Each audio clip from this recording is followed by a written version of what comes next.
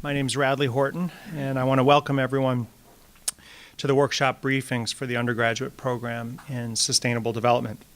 As most of you probably know, this course is a capstone, sort of meant to reflect the culmination of the experience working in sustainable development over the course of 4 years for many of these students. It's a client-based project where basically the students get a chance to integrate some of the learning in the classroom with a real-world experience around a challenge or opportunity related to a sustainability question. I think it's going to be really exciting to hear 3 presentations today from 3 student groups. Those presentations are going to be 10 to 12 minutes in length with about 5 minutes for questions afterward. So we'll have time for sort of casually having snacks and coffee and everything afterwards. So I want to start out by giving thanks to all the people who make these capstone projects a success. First and foremost, the clients, some of whom are in the room today. The sort of central role of steering the students and giving them a sense of the types of opportunities that are out there and challenges that they grapple with as they sort of work in some aspect of that dimension of sustainability.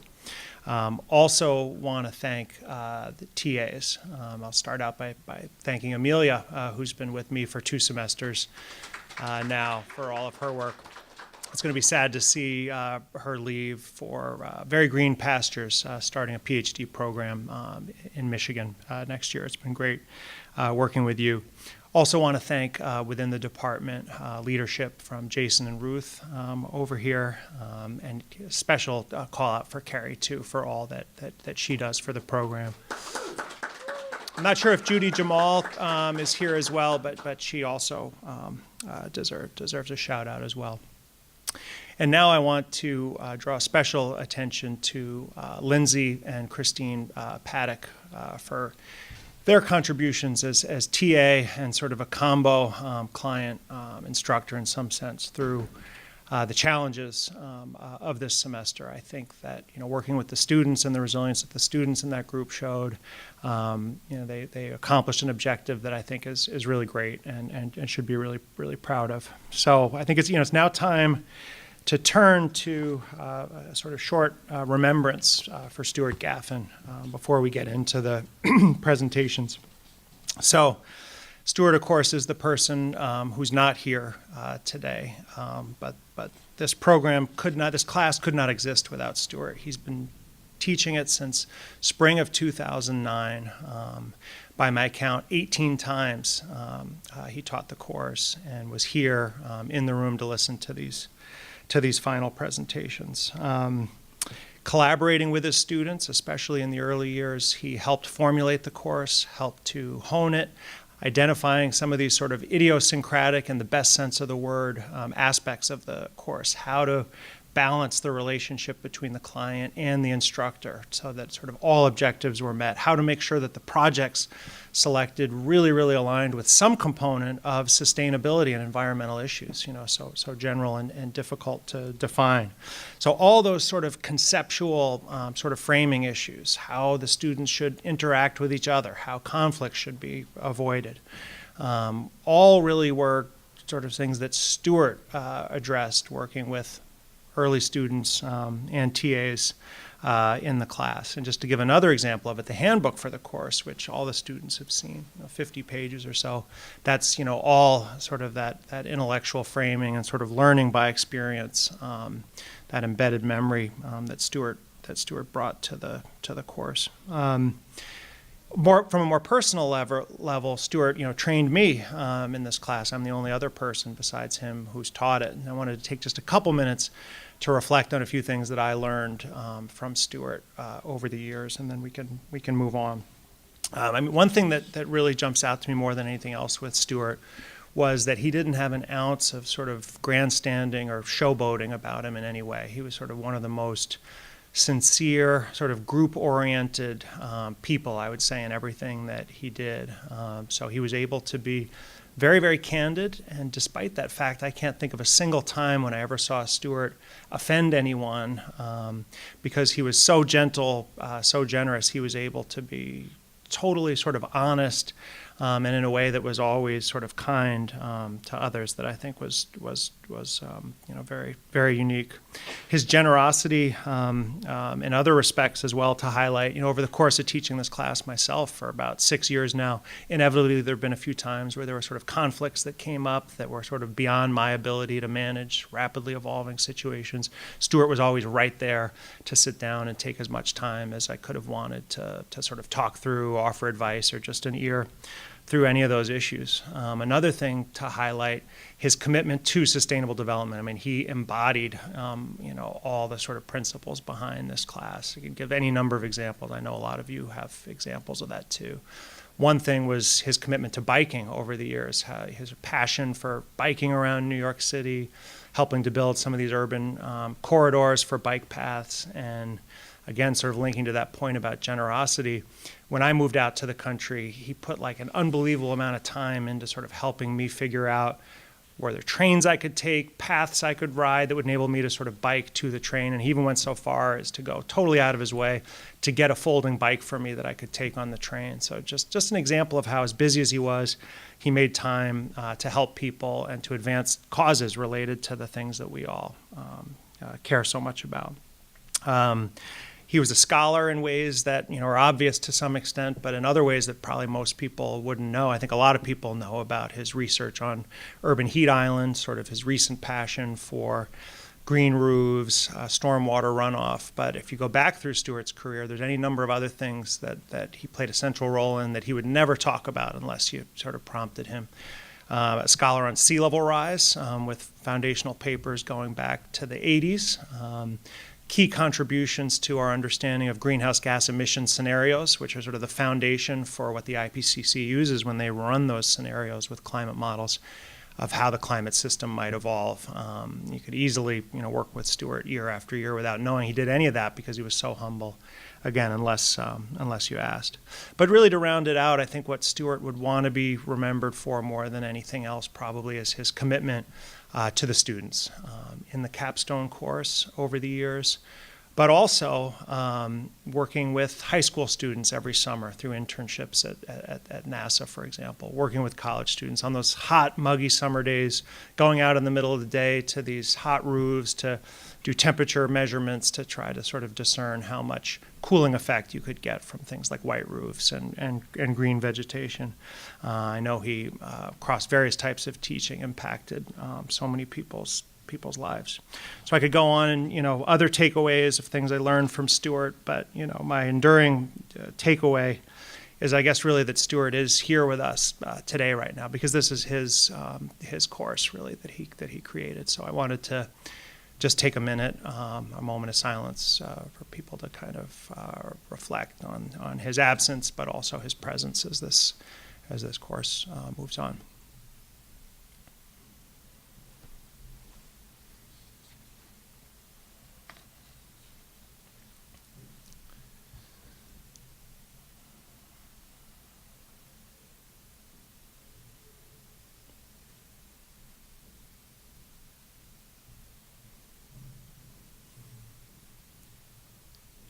Okay, so with that, as we transition to the presentations, I wanted to mention that Columbia has found a way to honor the commitment of Stuart's commitment through the Stuart Gaffin Award for Leadership and Engagement set up this spring. And on May 22nd at 12:30 during the graduation ceremonies for the program, the first award will be granted to a student or group of students from this year's class that embody those values that Stuart personified. So with that, let's transition to the first presentation, which will be the topic of planning for sustainable agriculture in Westchester County. We'll have 10 to 12 minutes, and then there'll be 5 minutes for questions after. I'm Gabriella. I'm Mina. I'm Madeleine. I'm Mary. And today we'll be presenting on our semester-long project regarding sustainable agriculture in northern Westchester County.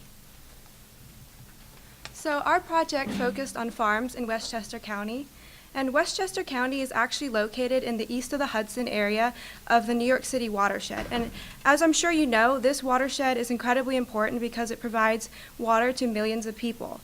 You might not know this, but in fact, farms are one of the most important ways to protect the water quality.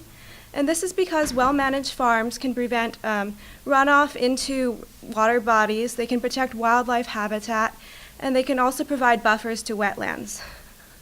Also, farms in Westchester County are unfortunately under great threat because land development has created economic pressure to change these farms into subdivisions and other types of development, like you might think of malls and other types of big projects like that. And the remaining farms are facing threats such as lack of profitability, lack of access to market, and farm worker shortages. Because of all these challenges, it's incredibly important that towns provide town-level support to these farms. And with this in mind, we conducted a review of the farm friendliness of towns in Westchester County so that decision makers will know how best to support farms and ultimately the water quality. So a little bit about our client. So as Mina said, farms in Westchester are under a pretty great threat, which in turn threatens the health of the watershed. The Watershed Agricultural Council, or WAC for short, is a nonprofit organization that really aims to protect the Hudson River watershed, and they were our client for this project. So WAC really aims at protecting the watershed through supporting local agriculture and really giving as much support as possible to local farmers. They're really focused on providing planning and financial programs to these farmers to really support the economic and also social vitality of farms. And they really work with farmers to ensure high quality water management, and they offer a lot of science-based approaches and kind of hands-on assistance in the implementation of best management practices in agriculture. Now, WAC operates in both the west of the Hudson area and the east of the Hudson area of the watershed, but our project focused on the east of the Hudson area because that's where Westchester County is. And the east of the Hudson area actually has unique challenges to the area because land prices are so high and taxes are so high that farms really struggle there in the way that they don't in the west of the Hudson area. One of the biggest challenges in the east of the Hudson area is that there's a lack of knowledge around the importance of farms, which we address later with publicity materials. So WAC, because of the unique challenges in the east of the Hudson, decided to commission a report and conduct a study on the farm friendliness of the towns there so that they can tailor their approach to interacting with the towns to the area. So as a result, WAC identified 3 main deliverables that they were looking for from us. And the first was a tool to assess the farm friendliness of each of the towns. We then took this tool and assessed 5 towns, which were Bedford, Lewisboro, North Salem, Yorktown, and Somers, so we could understand their town policies and the informal levels of support that they provided. And then we took this information that we compiled and created a report, which we then submitted to our client. Our third deliverable were a series of publicity materials that we are going to distribute to the towns that will inform them of the importance of farms to their town vitality. So a little overview of our approach in getting these 3 deliverables to our client. So as Mina mentioned, the 3 key deliverables were an assessment tool, a report based on that tool, and publicity materials for the towns to use. So we began by developing the assessment tool, and this really started with a research phase that was aimed at helping us kind of develop key metrics to identify how farm-friendly a town was to agriculture in the area. So we divided into 3 teams, one for environmental issues, one for economic issues, and one for social issues. And we really just wanted to get kind of an understanding of state level, county level, and town level policy in these 3 key areas. So this preliminary phase was really essential in developing the metrics that we used to develop the tool. And as we began building the tool, we kind of remained in these 3 teams to kind of build out deeper metrics and develop key questions in those respective areas. So once the tool was a working draft, we reconvened and then split into teams of 1 to 2 people to really focus on each town individually. So we did pretty extensive online research, but then more importantly, built a really broad network of town officials and people from different nonprofit organizations to really help us answer the questions that we were asking as part of the tool. As this second research phase drew to a conclusion, each town group began developing a report to kind of summarize our key findings and, more importantly, develop different recommendations for town policy in the future. The final phase of the project, we divided into 3 groups, one to really finalize the report, one to develop a presentation for our clients, and then one to really hammer out the publicity materials that we were developing. So we'll be presenting everything to the client next week, and then our final deliverable for the report ended up being 27 single-spaced pages, and then the infographics that we're going to be using as publicity materials. So to kind of go into the assessment tool, this is an example of the environment section of the tool that we developed. And as you can see here, we kind of have it split into subcategories, one that really focuses on research and data collection, and then one that looks more at policy and protection plans. So with each of these categories, which this is environment, but we also have one for economic and one for social issues, we brainstormed a lot of subcategories and metrics for understanding how a town supports agriculture. And then each of those categories corresponds, as you can see, to sets of indicators and then really specific questions that kind of tell us what to look for in the town specifically. So some of the subcategories here are things like wetland control, climate variability, if they use soil data, kind of general like environmental metrics. And then, for example, the economic section, we looked more into tax policy and land development. And then the social section touched a little bit more on things like farmers markets, public outreach, general public support for the towns. And then it's not pictured here, but we also included a area for more quantitative assessment. Our own assessment was really qualitative, but we wanted to provide our client the option to conduct a quantitative assessment where you, based on the answers to the specific questions here, you would rank from a scale of 1 to 5, 1 being the worst, 5 being the best, kind of how the town does, and then you'd be able to compare it to other towns, and then also helps to like really identify key areas for either where they're really successful or where they really need improvement. So as Mina and Madeleine said, we applied this assessment tool to 5 different towns in northern Westchester County. I'm going to go through some of our key findings for one of those towns, North Salem, to just give you an idea of the kind of analysis that we did through this research process. So in North Salem, on the environmental side, we identified the fact that the town is really emphasizes sustainability and protecting conservation of land within the town. So of the 5 towns that we looked at, North Salem is the town with the highest number of farms and also with the lowest population density. And this is something that town residents and the town itself are really proud of. In an interview with the mayor of North Salem, he told us about how the town had proposed building a shopping center in the town, and this was immediately met with outrage on the town Facebook page because people really didn't want this kind of development in their town and really emphasized preserving the rural character of the town. Also on the environmental side, in addition to land protection in general and preserving a rural character, there are specific environmental policies in North Salem, such as protection of wetlands and a protected reservoir in the center of the town. Next, on the economic side, North Salem is actually a really good example of how municipal level support can support agriculture in an economic way. So the tax policy in North Salem is such that people are only taxed for the land that they actually live on. This means farmers are taxed for the area of the farm where their house is located, but not the rest of the farm. The aim of this tax policy is then to preserve the open space in North Salem because it's not subject to tax. And as you can tell, this is a really friendly approach to agriculture.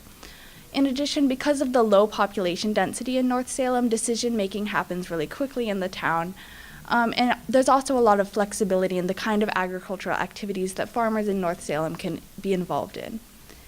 And finally, on the social side, we found that there are a lot of exciting programs and events that happen in North Salem that have to do with agriculture because of the prevalence of agriculture in North Salem.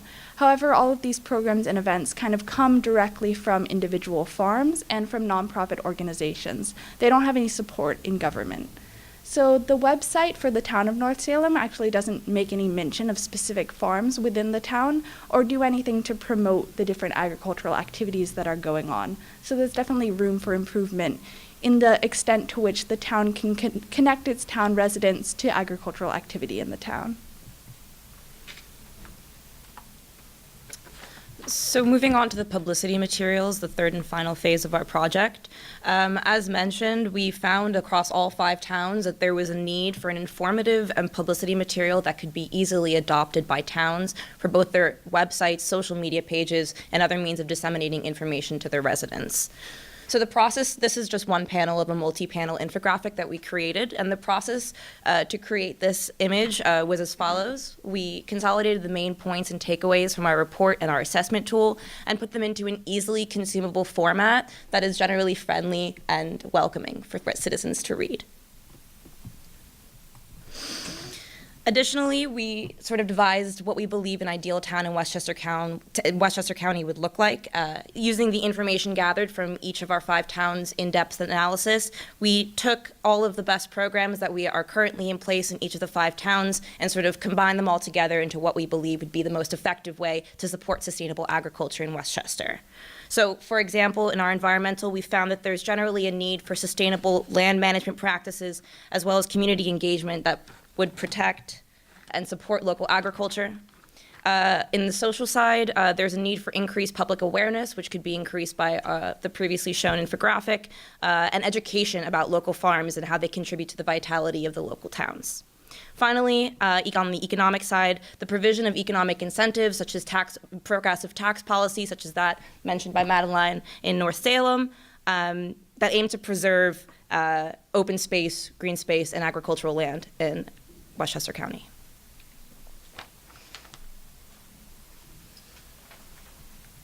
So this model for the ideal farm-friendly town in Westchester County draws on different aspects from all of the 5 towns that we looked at. So the towns are all different from each other and they all have their own unique strengths and challenges that they're dealing with. However, we also found some overarching conclusions that apply to all 5 towns that we looked at and apply generally to agriculture in northern Westchester County. I'm just going to go over some of these kind of broad conclusions that we reached through this research process. So on the environmental side, something that we found was that all towns have room for improvement in the extent to which they incorporate scientific knowledge into their town planning and decision making. So for example, with climate change, although some of the towns acknowledge climate change and mention it in their town documents, this is very much mentioned in an abstract way. The towns don't really talk about how their planning decisions are informed by how they're going to be directly and specifically impacted by climate change and how climate change is going to impact especially agriculture in those towns. On the economic side, something we noticed was that the towns as a whole, mostly agricultural support economically mostly comes from the state policy level and especially comes from the level of the county-wide agricultural district. This economic support doesn't come from the town level. North Salem, the town that I talked about earlier, is kind of an exception to this trend because they have this tax policy that provides tax breaks to farmers and makes agriculture a more economically viable option for people in the town. So this kind of municipal level support for agriculture economically is something that could be adopted by other towns but is not yet being adopted. On the social side, we found that towns as a whole can do a lot more to provide visibility and support to agricultural activities that are happening within the towns. So towns can provide lists of existing farms and the programs and events that those farms offer on the town websites and on social media. In addition, towns can kind of spearhead new innovative approaches to connecting town residents with the farms, such as through farmers markets or farm-to-school programs. And so overall for social, we found that although there's a general support from the local populations for agriculture and people enjoy farms as a whole, this can be more directly solidified into the action on the town government level. And as a final kind of conclusion, we feel that the research we've done and the recommendations and conclusions that we've reached that are really elaborated more on in our report are really a valuable source of information as our client, the Watershed Agricultural Council, moves forward. They're going to be applying our assessment tool that we created to assessing other towns and farms in Westchester County, and we'll use the conclusions that we've reached as kind of a base of understanding to inform their future decision-making and research. Thank you.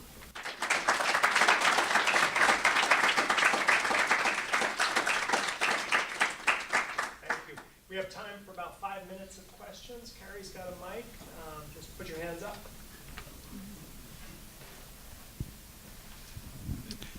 I have a question about the commodities that are grown in Westchester in these farms. What are those commodities? How do they compare to the rest of New York?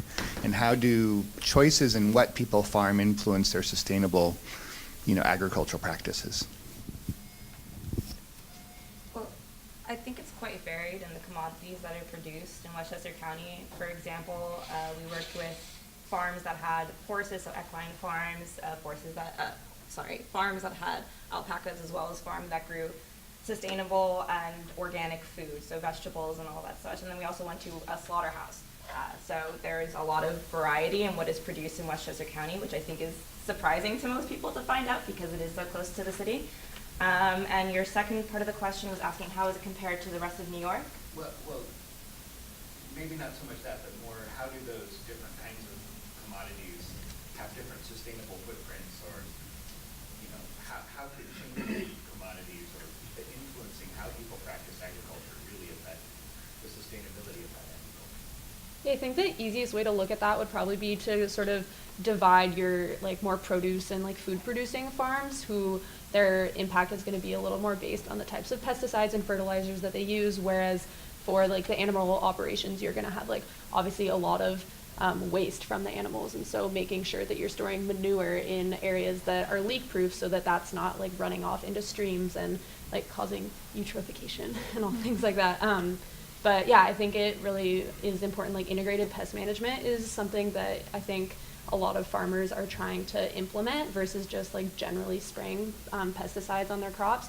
So one of the farms that we talked to, they have a lot of apple orchards, and they use IPM as a strategy for making sure that they have really good water management.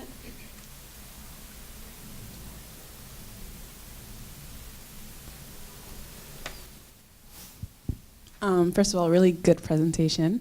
And I kind of wanted to know more about the means of verification that your client would be using to collect information about the indicators that you mentioned, both the qualitative ones and the quantitative ones. Are they actually conducting the analysis, or are they conducting interviews and using secondary sources to get the information that they need for the assessment?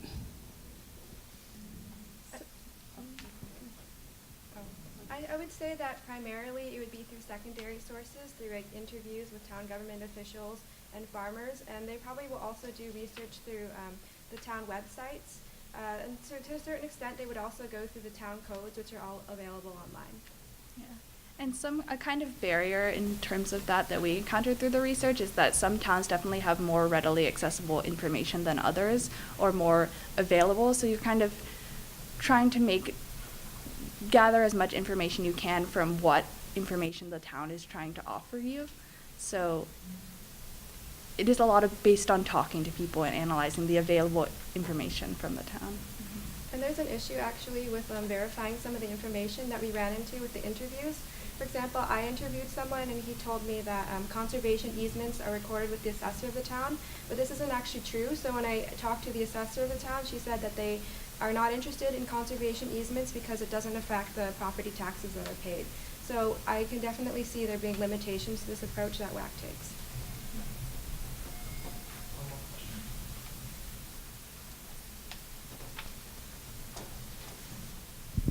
Thanks, great presentation, guys. I just wanted to follow actually up on Ben's question and maybe put a finer point on it. It seems like the assessment that you presented in terms of how agriculture is supported within these communities is that any farms are good farms. And I think one of the questions that we often think about with regard to agriculture, some of the things you've already mentioned, is things like agricultural runoff, animal waste, et cetera, actually are threats to water quality as well. So maybe it was just not clear in the details, but within your assessment tool, are you asking whether or not these communities support agriculture, or are there also questions targeted at what kind of agriculture and whether or not that agriculture is sustainable and in support of water quality measures as well?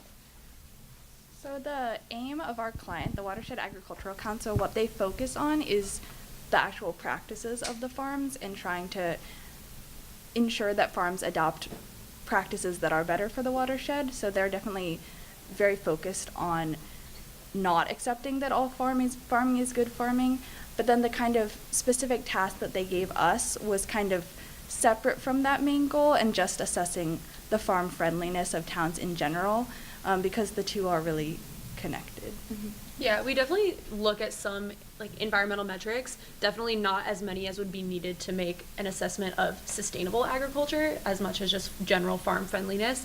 I think like a lot of towns don't really have super specific like regulations or different like metrics for looking at how much a farm is polluting and kind of the water quality assessment of like a farm itself. A lot of that, like the New York Department of Environmental Protection does a lot of work with the watershed in a lot of those towns. So sometimes they have like certain protected areas and like their own regulations.